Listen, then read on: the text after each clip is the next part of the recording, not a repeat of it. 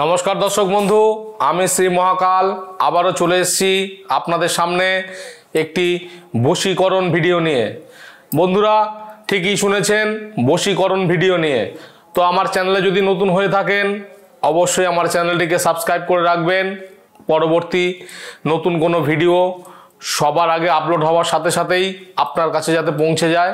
তো বন্ধুরা আজকের আমি যে টপিকটি নিয়ে আলোচনা করব, যদি আপনার রিলেশনের সমস্যা আসে বা আপনার বাড়ি কারোর সঙ্গে আপনার মতবিরোধ হচ্ছে বা আপনার ভালোবাসার মানুষ আপনার আগের মতো আর ভালোবাসছে না, আপনার ভালোবাসার মানুষ আপনার থেকে দূরে চলে যেতে চাইছে বা আপনার ভালোবাসা আগের মতো এখন আর সেরকম মজবুত নেই, এরকম যদি কোনো লাভ প্রবলেম আপনার থেকে থাকে বা ধরুন আপনি কাউকে ভালোবাসেন, মনে মনে তার সঙ্গে কথা বলেন কিন্তু তাকে আপনি বলতে পারছেন না মনের কথাটা, তো এই ক্রিয়াটি আপনি যদি করতে পারেন অবশ্যই আপনার সেই মনোবাসনা ভালোবাসার মানুষকে আপনি অবশ্যই ফিরে পাবেন।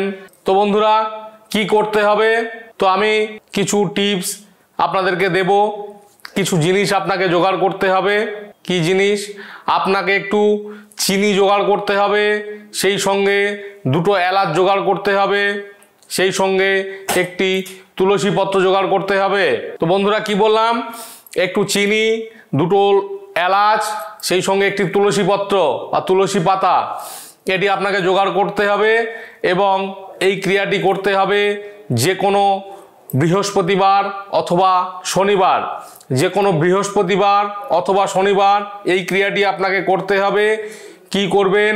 সকালে ঘুম থেকে ওঠার পরে আপনি স্নান করবেন, স্নান করার পরে একটা পবিত্র বস্ত্র পরবেন, সেই পবিত্র বস্ত্র পরে আপনার যে গৃহ মন্দির আছে বা তুলসী বেদি আছে তার সামনে গিয়েও আপনি করতে পারেন, বা আপনার ঘরে যদি কোনো মন্দির থাকে সেখানে গিয়েও আপনি এই ক্রিয়াটি করতে পারেন।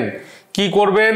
যে কোনো বৃহস্পতিবার অথবা শনিবারের দিন আপনাকে বাম হাতে একটু চিনি, দুটো লবঙ্গ এবং একটি তুলসী পত্রকে আপনার বাম হাতে রাখতে হবে এবং যে ব্যক্তিকে আপনি ভালোবাসেন সেই ব্যক্তির নাম 108 বার স্মরণ করতে হবে এবং এই মন্ত্রটি জপ করতে হবে।